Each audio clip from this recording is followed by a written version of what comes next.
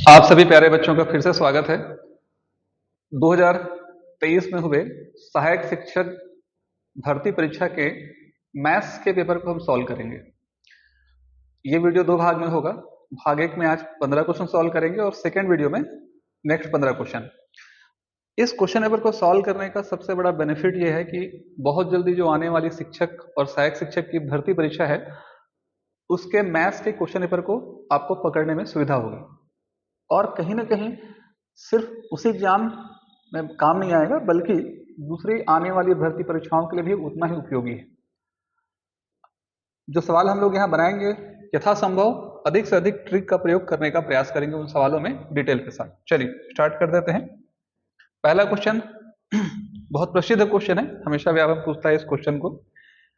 केले की कीमत में 30% की बढ़ोतरी हो गई,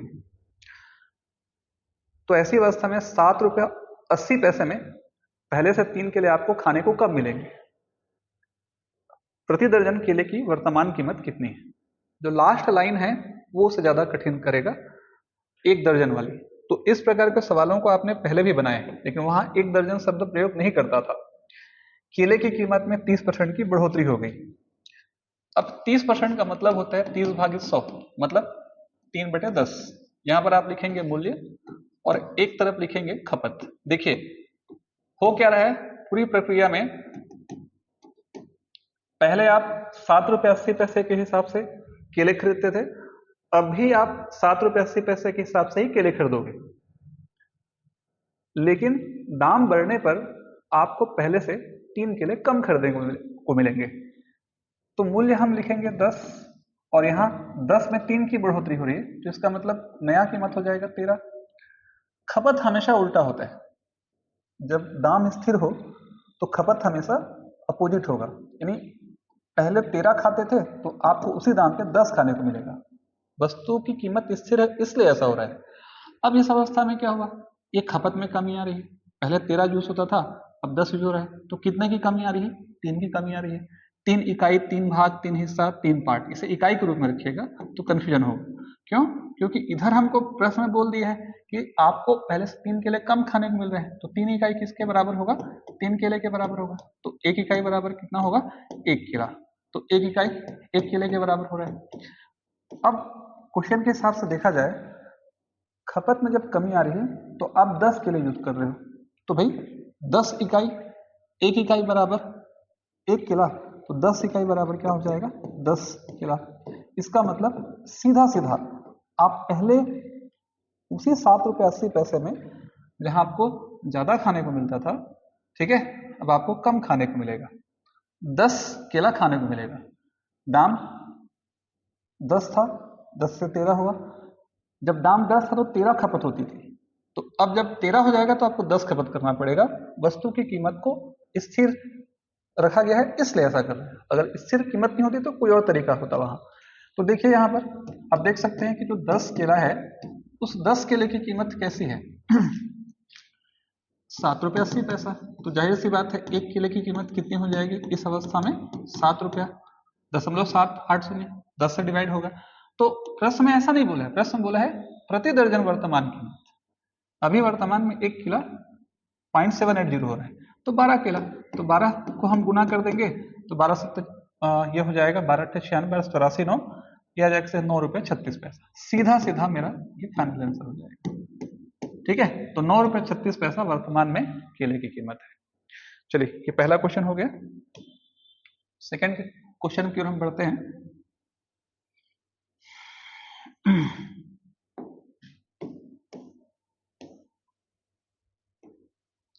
सेकंड क्वेश्चन ध्यान में रखिए, इसे तो आप डायरेक्ट बना सकते हैं। 0.008 मल्टीप्लाई 0.01 मल्टीप्लाई 0.0072 डिवाइडेड बाय 0.12 और यहाँ पर 0.0004। आप सिर्फ दशमलव हटाइए। अगर दशमलव नहीं हटाना चाहें तो एक तरीका और है हमारे पास। दशमलव के बाद अंकों की संख्या गिन लीजिए। ऊपर में 3, 2 5, 4 9, नीचे में दशमलव के बाद 2 और 4 6। ऊपर में दशमलव के बाद टोटल जो है 4 3 7 2 9 और नीचे में दशमलव के बाद टोटल जो है 6। तो 9 में 6 हम घटाएंगे। हाँ, आप नॉर्मल बना सकते हैं, या सीधा ऐसे घटाइए 8, 1, 72 और भागित 12 गुणित 4। पहले आप दशमलव को ध्यान दिए बगैर सीधा बनाएंगे, मैं बताऊंगा कैसे बनेगा। अब 12 छिक का 72, 4 दूनी 8 तो 6 दूनी 12। अब आपको करना यह है, इसका रिजल्ट आ रहा है 12। ऊपर में दशमलव की संख्या ज्यादा और नीचे में दशमलव की संख्या कम है, और ऊपर में 9 दशमलव के बाद अंक था, नीचे में 6 दशमलव के बाद अंक है। ऊपर में ज्यादा और नीचे में दशमलव कम रहेगा तो जो रिजल्ट आएगा उस रिजल्ट को हम उसी के हिसाब से 9 ज्यादा मतलब 9 में 6 गया, 3 शून्य ज्यादा, तो नीचे में 1 लिख के 3 शून्य से डिवाइड करेंगे और सीधा सीधा इसको डिवाइड करेंगे दशमलव के बाद 3 अंक, तो 0, 1, 2। ये मेरा क्या हो जाएगा फाइनल आंसर क्वेश्चन नंबर 2। अब समान तरीके से अगर कंफ्यूजन हो रहा है आराम से बनाइए। दशमलव के बाद जितने जीरो हैं सबको हटा दीजिए, 1 लिख के उतने जीरो लगा लीजिए नीचे में, और नीचे में दशमलव के बाद जितना अंक है ऊपर में 1 लिख करके उतना जीरो हटा दीजिए, और जीरो जीरो काटेंगे तो उतना ही आएगा रिजल्ट। चलिए ये हो गया सेकेंड क्वेश्चन। Question number 3। एक व्यक्ति 10 किलोमीटर प्रति घंटे के स्थान पे 14 किलोमीटर प्रति घंटे की गति से चलता है, तो 20 किलोमीटर अधिक चलता है, तय की गई वास्तविक दूरी कितनी है? तीसरे वाले क्वेश्चन में आपको किसी भी कंडीशन पे कहीं पर भी, आप ध्यान रखिएगा, आपको टाइम पीरियड नहीं बताया है। एक बार एक आदमी 10 किलोमीटर प्रति घंटे के स्थान पर अपनी गति को बढ़ाता है 14 किलोमीटर प्रति घंटा, 20 किलोमीटर अधिक चलता है, चली गई दूरी 20 किलोमीटर ज्यादा है, वास्तविक दूरी कितनी है? क्वेश्चन को हम कैसे बनाएंगे? अब पूरे सवाल में कहीं पर टाइम के बारे में नहीं बताया है, इसका मतलब टाइम स्थिर है। दूरी का अंतर दिया है, डिस्टेंस का जो डिफरेंस है वो किसके बराबर है? 20 किलोमीटर। आप धीरे चलोगे देर से पहुंचोगे, देर से चलोगे समय अगर स्थिर रहेगा तो ध्यान रखोगे एक ही समय में आप डिस्टेंस कवर कर रहे हो, स्थिर है समय तो आप 10 के हिसाब से चलोगे, ठीक है, तो जितनी दूरी तय करोगे 14 के हिसाब से चलोगे तो उससे ज्यादा दूरी तय करोगे। तो वही बोल रहा है कि एक ही समय में चलेगी दूरी 20 किलोमीटर ज्यादा है, तो डिस्टेंस का 20 किलोमीटर है। अब डिस्टेंस कैसे निकालते हैं? Speed into time, speed into time. अब ये कैसे बन रहा है? अलग अलग स्पीड है तो s1 और s2 टाइम तो इक्वल है, तो वहां t, और अंतर कितना? 20 का। ज्यादा दूरी कब तय होगा? जब ज्यादा स्पीड होगी, तो 14 इंटू टी, यहां पर भी 10 इंटू टी, और यहां पर क्या हो जाएगा 20, तो 14t में 10t जाएगा तो कितना हो जाएगा 4t, तो 4t बराबर 20, तो t बराबर कितना हो जाएगा 5। यानी ये जो आंसर आ रहा है 5 घंटा वास्तविक समय है। रोज मतलब वो जिस गति से तय कर रहा है उसमें लिया गया वास्तविक समय 5 घंटा है। अब वास्तविक क्या पूछ रहा है? दूरी पूछ रहा है, तो जाहिर सी बात है चाल बाद में बढ़ी, 10 से 14 हुई, तो वास्तविक गति उसकी 10 होगी। तो डिस्टेंस कैसे निकालेंगे? डिस्टेंस इक्वल टू होता है स्पीड इनटू टाइम, तो स्पीड कितनी है उसकी 10 किलोमीटर प्रति घंटा, और समय कितना है 5 घंटा, तो चलेगी दूरी कितनी हो जाएगी 50 किलोमीटर। ये मेरा थर्ड क्वेश्चन का फाइनल आंसर है। चलिए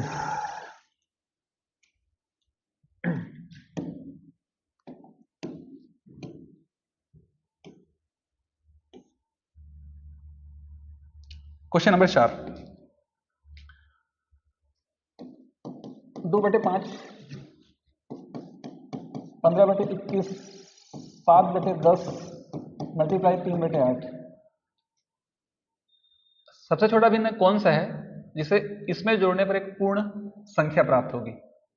आपको कुछ नहीं करना है, सॉल्व कीजिए इसको। 7 × 21 21 खत्म, 5 × 15, यहां पर 2 पंचे 10, ऊपर में कुछ नहीं कटेगा, नीचे में आएगा 3 और 8 पंचे 40। तो 3/40 में हम क्या जोड़ें कि एक पूर्ण संख्या हो जाए? सबसे इंपॉर्टेंट चीज वो ये कह रहा है छोटी से छोटी संख्या, तो एक से अधिक ऑप्शन हो सकते हैं। तो भाई देखिए हर संख्या का ऑप्शन 40 है, अब हर 40 है तो अंश डायरेक्ट जुड़ेगा, तो 21 में मैं 3 जोड़ूंगा, तो पहले ऑप्शन को पकड़ते हैं। 3 धन 23 बटे अगर मैं 40 करता हूं तो 23 3 26/40, पूर्ण अंक नहीं मिलेगा। 35 करूंगा तो फिर नहीं मिलेगा, 37 करूंगा, है ना।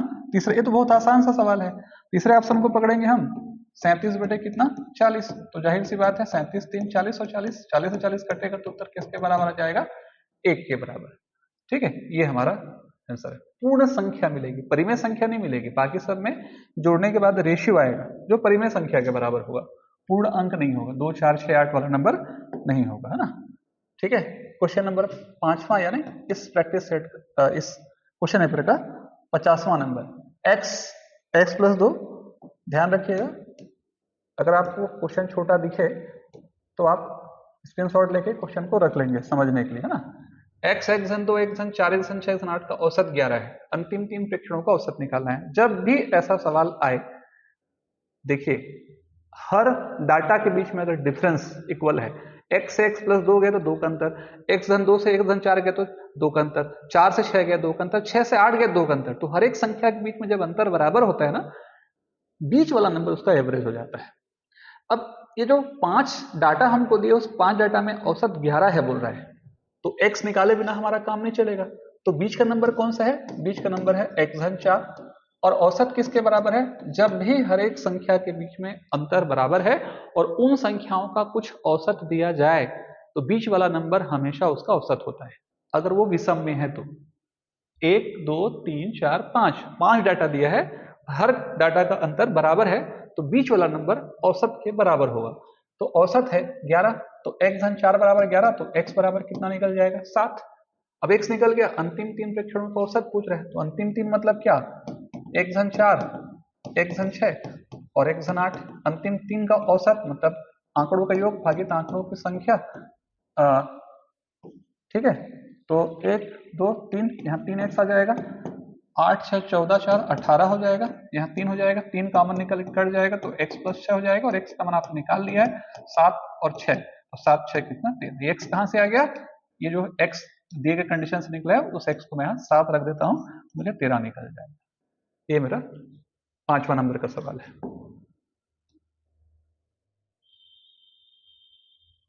चलिए क्वेश्चन नंबर 6वां देख लेते हैं। एक कक्षा के छात्रों की औसत आयु 15-8 है, लड़कों के औसत 16-4 है, लड़कियों की 15-4 है। लड़के और लड़कियों की संख्या का अनुपात। लड़कों का एवरेज है 16.4, लड़कियों का एवरेज है 15.4। ओवरऑल एवरेज, कक्षा का एवरेज है ओवरऑल कितना? 15.8। ध्यान दीजिए, मैं कुछ बोल रहा हूं ना, यहाँ पे 16.4 एवरेज है लड़कों का, 15.4 एवरेज है लड़कियों का, ओवरऑल एवरेज है 15.8।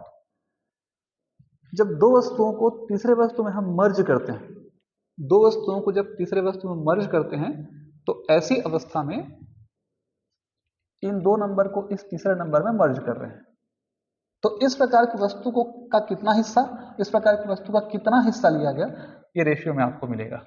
16.4 में 15.8 घटा दीजिए तो 14 में 8 गया तो कितना हो जाएगा? 0.6, और यहाँ 0.8 में 0.4 जाएगा तो कितना बचेगा? 0.4। बस हो गया, 0.4 रेशियो 0.6, दशमलव हटेगा तो बचेगा 4, 4 रेशियो 6, 2 दूनी 4, 2 3 6, तो कितना आ जाएगा?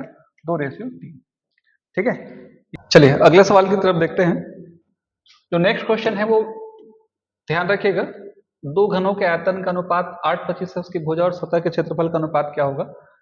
तो व्यापम ने इस क्वेश्चन को विलोपित किया है। ठीक है, ध्यान रखिएगा, ये सवाल रॉन्ग है। रॉन्ग कैसे है कि दो घनों के आयतनों का अनुपात जो है किसके बराबर है? 8:125 के बराबर है। तो यहां से A1 और A2 का रेशियो निकलता, कितना निकलता? क्यूब रूट निकालेंगे 2 आएगा और यहाँ पर 5 आएगा। अब वहां पर उसके सतहों के क्षेत्रफल का अनुपात बोलता हो, है ना, वहां एक प्रिंट मिस्टेक है क्वेश्चन को बनाने में। अब सतहों का क्षेत्रफल मतलब सतह घन के संपूर्ण पृष्ठ, तो 6A1 का स्क्वायर और 6A2 का स्क्वायर। तो ऐसी अवस्था में फिर हम क्या करते हैं, यहाँ पर 2/5 का स्क्वायर लेते और यहाँ 4 रेशियो क्या होता? 25 होता। तो ये हमारा 4:25 सी ऑप्शन सही हो जाता। लेकिन वो उस केस पे होता जिस केस पे आप ध्यान रखिएगा, जिस केस पे केवल और केवल सतहों के क्षेत्रफल का अनुपात बोलता। ठीक है, तो ऐसी स्थिति में, या अगर कहीं वो भुजाओं का अनुपात बोलता, 2:5 होता, 2:5 तो कहीं पर है नहीं, है ना। ये सवाल ध्यान रखिएगा, 87 वाला विवादित है। विवादित का मतलब यहाँ पर सिर्फ विलोपित किया गया, विवादित नहीं। चलिए क्वेश्चन नंबर 8, इजी क्वेश्चन है। वर्ग की सभी भुजाओं में 25% की बढ़ोतरी कर दी जाए तो क्षेत्रफल में कितने % की बढ़ोतरी होगी? वर्ग की भुजा में बढ़ोतरी हो रही है 25% की, और क्षेत्रफल में, तो हम लोग इसका ट्रिक पढ़े हैं, कई सारे तरीके पढ़े हैं। पाई आर स्क्वायर क्षेत्रफल का फार्मूला होता है। आर स्क्वायर मतलब आर इंटू आर, तो आर इंटू आर का मतलब आर का प्रयोग 2 बार हो रहा है। तो कई मेथड से बना सकते हैं इसको। मुझे क्षेत्रफल में परिवर्तन चाहिए, भुजा में 25% की बढ़ोतरी हो रही है, तो 100 plus 25 into 100 plus 25 divided by क्या कर सकते हैं 100, तो 125 मल्टीप्लाई 125 और यहाँ पर क्या हो जाएगा 100। 25 का स्क्वायर होता है 25 और 12 तिया 36, 12 में 12 3 15, 15 6 25 होता है 125 का स्क्वायर। तो 15 6 25 को हम डिवाइड कर देंगे किससे 100 से, तो 156 क्या हो जाएगा 25। ये 100 से जितना ज्यादा है 56.25 ज्यादा है, वही मेरा क्या हो जाएगा आंसर। तो 56.25 पहले ऑप्शन पे है, इसलिए ध्यान रखिएगा पहला आंसर हो जाएगा। इसको हम और कई सारे तरीकों से बना सकते हैं। देखिए क्षेत्रफल में परिवर्तन की बात कर रहा है, तो आप देख लीजिए एक तरह से दर के जैसा व्यवहार कर रहा है। कितना है 25%, तो 25% का मतलब होता है 1/4। तो पहले 4 था, बाद में 5 हुआ, फिर 4 था, बाद में क्या हुआ 5 हुआ। तो एक प्रकार से हम कर सकते हैं 4 चौके 16 और 5 बचे 25, यानी एक प्रकार से पहले एरिया जो था वो 16 था और बाद में कितना हो गया 25 हो गया। तो बढ़ोतरी कितने की हो रही है 4 की, किस पे हो रही है 16 पे, ठीक है। तो यहाँ पर 15 में 6 के 9, 9 की बढ़ोतरी हो रही है, किस पे हो रही है 16 पे। तो 9 भागित 16 इंटू 100, आप सॉल्व करेंगे तो उतना ही आएगा 56.25%। तो आप इस क्वेश्चन को ऐसे बना सकते हैं। एक प्रकार से मैं ये बोल रहा हूँ क्षेत्रफल, क्षेत्रफल मतलब होता है पाई इंटू आर स्क्वायर, तो आर इंटू आर हो रहा है 2 बार, और भुजा में 25% की बढ़ोतरी, तो 25% का मतलब होता है 1/4। पहले 4 था, बाद में 1 बढ़ा, 4 पे 1 बढ़ोतरी 5, 4 पे 1 बढ़ोतरी फिर 5। अब इसको ले लीजिए, ये आरंभिक है या बाद वाला है, तो 4 चौके 16, आरंभ में क्षेत्रफल 16 था, बाद में 25 हुआ, तो 9 की बढ़ोतरी 16 पे। 9 16 का कितना हिस्सा है 9/16 हिस्सा है, इंटू 100 कर दीजिए, परसेंट में कन्वर्ट हो जाएगा। ये हो गया हमारा क्वेश्चन नंबर 8।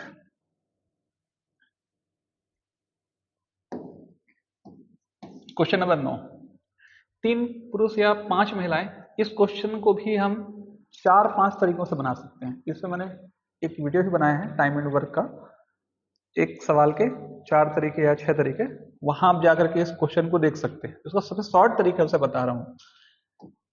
x1 लड़का या y1 लड़की किसी काम को अगर z दिन में करें तो x2 लड़का व, यहाँ पहले में या है, ध्यान रखिए पहले में या है और बाद में वह रहेगा। x2 लड़का व y2 लड़की उसे कितने दिन में करेंगे, इसके लिए ट्रिक होगा x1 y1 z, x1 into y1 into z divided by x1 y2 x2 y1, x1 y2 plus x2 y1।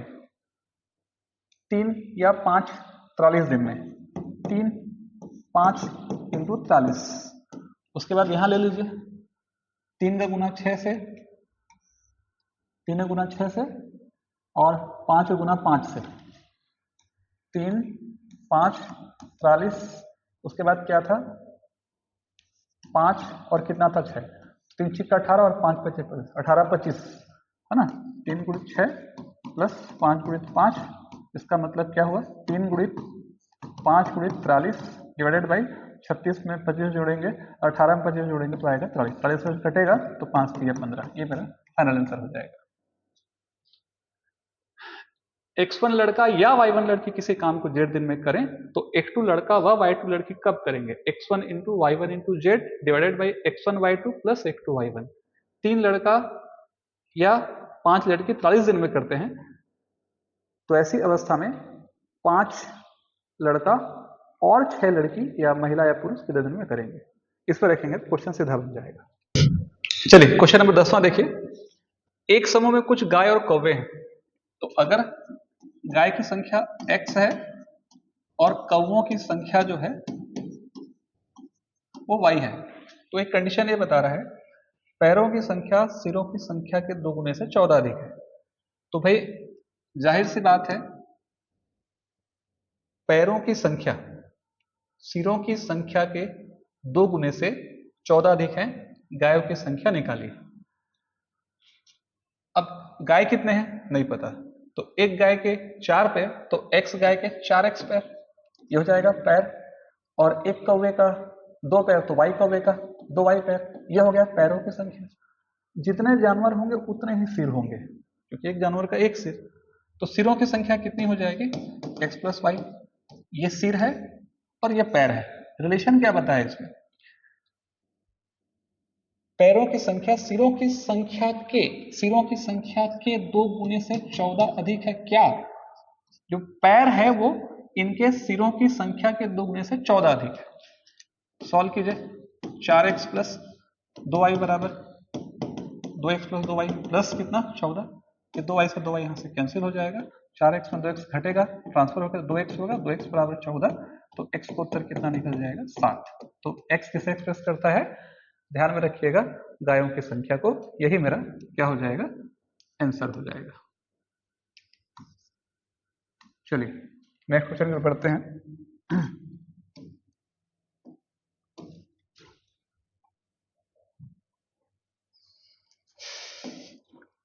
Question number 11। ए अकेला एक काम को 16 दिन में, बी 12 दिन में।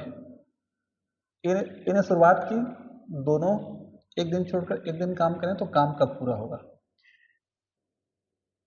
यहां पर मैं लिखूंगा 16 और यहां पर मैं लिखूंगा 12, और 16 और 12 का मैं एलसीएम निकालूंगा। यानी 16 मतलब हो जाएगा 4 गुणा 4 और 12 मतलब हो जाएगा 4 गुणा 3, यानी 4 चौक 16 3 48। ध्यान रखिएगा इस चीज को, 48 एलसीएम आ रहा है। पहला आदमी एक काम को 16 दिन में करता है, दूसरा आदमी उसी काम को 12 दिन में करता है। इनका जो एलसीएम आएगा उस एलसीएम को हम 48 वर्क मानेंगे, छोटे छोटे वर्क मानेंगे। मतलब 48 ठो वर्क अगर कर दिए वो लोग तो एक काम पूरा हो जाएगा। 48 काम इन दोनों से कराने हैं। अब 16 दिन में एक काम मतलब 48 छोटे काम, तो 16 3 48। तो पहला एक दिन में क्या करेगा, वो 3 छोटे काम करेगा, और दूसरा एक दिन में 4 छोटे काम करेगा। तो पहला एक दिन में 3 छोटे काम, दूसरा एक दिन में 4 छोटे काम। अब क्या हो रहा है देखिए, 48 काम हमको इनसे कराने हैं, तो क्या हो रहा है, ए ने शुरुआत की, दोनों एक दिन छोड़कर एक दिन काम करें तो काम कब पूरा होगा, कितने दिन में पूरा होगा। तो अब हिसाब लगा लीजिए, पहला आदमी एक दिन में 3 वर्क करता है, दूसरा आदमी एक दिन में 4 वर्क करता है, दोनों एक दिन छोड़ के एक दिन कर रहे हैं। तो 2 दिन में कितना काम हो रहा है, 4 3 7 वर्क। तो 7 वर्क को पूरा होने में कितना दिन लग रहा है, 2 दिन। और वर्क कितना कराना है हमको 48। तो 7 के हिसाब से हम कितना दिन तक चले कि हमारा काम पूरा हो जाए। तो 7 6 का 42, ठीक है। अब मैं 2 दिन में क्या होता है 7 वर्क, तो दोनों पक्षों में अगर मैं मल्टीप्लाई कर दूंगा 6 का, तो 6 7 42। तो यहाँ 6 दूनी क्या 12, तो 12 दिन में 6 7 42 वर्क पूरा हो गया। ये जो 42 वर्क पूरा हुआ है 12 दिन में, और मैं 2 दिन का डिफरेंस ले रहा हूँ, तो पहला दिन ए, दूसरा दिन बी, तीसरा दिन है, चौथा दिन बी, 11वां दिन है तो 12वां दिन बी। यानी इतने में इन 12 दिनों में बी की पारी अभी तक समाप्त हुई है। अगली पारी किसकी रहेगी, ए की रहेगी। तो जाहिर सी बात है ए एक दिन में कितना वर्क करता है, 3 वर्क करता है। तो ऐसी अवस्था में अगर मैं एक दिन और जोड़ दूं, यहाँ पर एक दिन में 3 वर्क, तो ये क्या हो जाएगा 3 वर्क हो जाएगा एक दिन में, तो 13 दिन हो जाएगा। तो 13 दिन में कितना वर्क, 12 3 45 वर्क। अब 45 वर्क पूरा हो गया कितने दिन में, 13 दिन में। अब बारी किसकी आई, सी की बारी आई। अब सी पूरा एक दिन तो काम नहीं करेगा, क्योंकि एक दिन काम करेगा तो 4 वर्क हो जाएगा, और यहाँ 45 वर्क पहले से हो चुका है। तो 45 और 4 कितना हो जाएगा 49। तो सी उतना काम नहीं करेगा, 4 काम नहीं करेगा, नहीं पूरा एक दिन नहीं लेगा। तो इसका मतलब क्या हुआ, सी कैसे काम करता है, सी 4 वर्क अगर करता है तो एक दिन लेता है। तो अगर एक वर्क करेगा तो 1/4 दिन लेगा, और उसे कितना वर्क कराना है, 45 हो चुका है, सिर्फ 3 वर्क कराना है। तो 3 वर्क ले और कितना दिन लेगा, 3/4 दिन।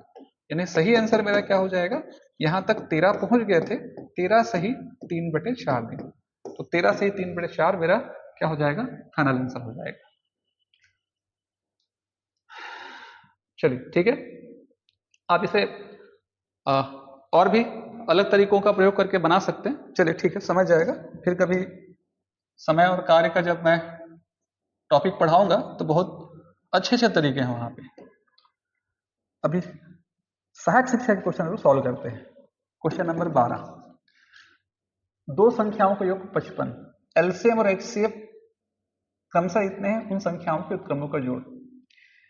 आप सीधा सीधा एलसीएम एचसीएफ वाला टॉपिक पढ़ा है आपने, मैंने वीडियो भी बनाया है इस पर। दो संख्याओं का लघुत्तम और महत्तम उन दो संख्याओं के गुणा के बराबर होता है।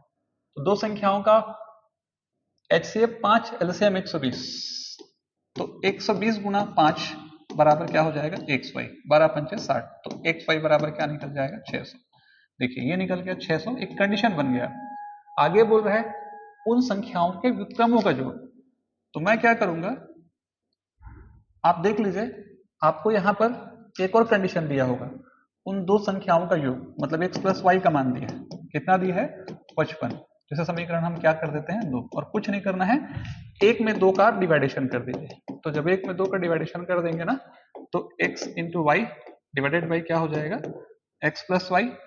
मतलब यहाँ पर दो में एक का डिवाइड करेंगे हम, ठीक है, दो में एक का डिवाइड करेंगे, समीकरण 2 को समीकरण 1 से आप डिवाइड कर दीजिए। तो ऐसी अवस्था में क्या हो जाएगा, x plus y divided by क्या होगा, एक्स वाई लेफ्ट में, और राइट में क्या होगा, 55 भागित कितना, 600। तो अलग अलग तोड़ देंगे, x अपान एक्स वाई, प्लस इसे लिख सकते हैं y अपान क्या, x प्लस वाई। हर समान है, ठीक है, हर समान है, अंश होगा, ये x इंटू वाई है, ये x इंटू वाई है, अपने आप जुड़ जाएगा। तो x x कटा और y से y कटा, तो यहाँ पर क्या आ गया, 1/x, और यहाँ पर क्या आ गया, 1/y।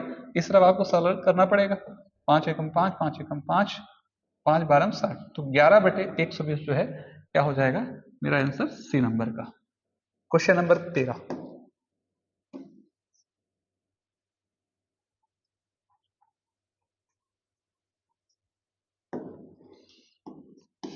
जब आप संख्या पद्धति पढ़ते हैं 0.09, ये ध्यान रखिएगा, 0.09 का बार है, और यहाँ पर मल्टीप्लाई 7.3 का बार है, इसे सरल करना पड़ेगा। तो जब आप बार हटाएंगे ना, तो 09 को क्या लिख सकते हैं, 99, आपने पढ़ा होगा। उसके बाद इसे तोड़ना पड़ेगा, 7 धन 0.3 बार में, और 0.3 बार का मतलब होता है क्या, यहाँ 9/99। यहाँ पर ध्यान रखिएगा, 7 धन 3 बटे क्या हो जाएगा, 9। अब एलसीएम निकाल के सॉल्व कर दीजिए, 9/99, 9 7 63, ठीक है, यहाँ पे सॉल्व करेंगे 3/9, ठीक है, दशमलव के बाद क्योंकि एक अंक था इसीलिए 9 7 63, 63 दिन क्या हो जाएगा, 66, 66 बटे क्या हो जाएगा, 9, कट जाएगा, 9 से 9 कट जाएगा, यहाँ पर 33 तिया और 33 दूनी, तो क्या आएगा, 2/3 आएगा, 3 से भाग करेंगे, 3 छिक्का 3 छिक्का 3 छिक्का 3 छिक्का, दशमलव यहाँ लगेगा, मतलब 0.66666 अनंत तक जाएगा। क्या लिख सकते हैं, 0.6 का क्या लिखा जा सकता है, 12, 0.6 का बार पहले नंबर के ऑप्शन में है, इसको आपको ध्यान रखना है। चलिए हो गया 13 क्वेश्चन। अगले सवाल की ओर बढ़ते हैं, क्वेश्चन नंबर 14, 6% और 4% का लाभ पर एक वस्तु के विक्रय मूल्य के बीच का अंतर। 6% और 4% का अंतर दिया है, विक्रय मूल्य का कितना है, 3 रुपए। तो 6 में 4 गया 2, 2% बराबर 3, तो 1% बराबर कितना, 3/2, 100% बराबर कितना, 100% बराबर 100 गुणित 3/2, यानी 150। तो उसकी आरंभिक कीमत कितनी थी, 150 रुपया। यहाँ आप क्रॉस प्राइस निकालेंगे। अब आगे क्या बोल रहे हैं, उनके विक्रय मूल्य का अनुपात। तो 150 को अगर आप 6% बेनिफिट पर बेचोगे, तो 150 गुणित अगर मैं 6% निकालूंगा, तो 6 भागित 100, 2 जीरो खत्म हो जाए, 1 जीरो खत्म हो जाएगा, और 15 छिक्का 90, 90 भागित 10, 6% पर वो 9 रुपये एक्स्ट्रा बेनिफिट लेकर के बेचेगा। मतलब 150 की वस्तु कितने में बिक जाएगी, 159 में। और इस तरीके से अगर हम 4% बेनिफिट बेचेंगे, तो 15 चौक 60, मतलब यहाँ अगर 150 का 4% अगर निकालेंगे ना, तो आएगा 6 रुपए, मतलब वो कितने में बिकेगा, 156 में बिकेगा। तो आप देख लीजिए, 109 में बिक रहा है, 156 में बिक रहा है, लेकिन क्वेश्चन में क्या पूछा है, क्वेश्चन में तो उसने सीधा सीधा पूछा है इस चीज को, क्या पूछा है, कि पहले 4% दिया है और बाद में 6%, तो 4% में डाटा 156 है, तो 156 बाद वाला 159, तो काट दीजिए, कटेगा ये, 3 पंचे 3 तिया, 3 पंचे और 3 तिया, 3 पंचे 3 दूनी और 3 पंचे 3 तिया, तो 52 रेशियो क्या हो जाएगा, 53 मेरा ये फाइनल आंसर हो जाएगा, यानी बी नंबर का ऑप्शन हमारा आंसर हो जाएगा। चलिए लास्ट क्वेश्चन,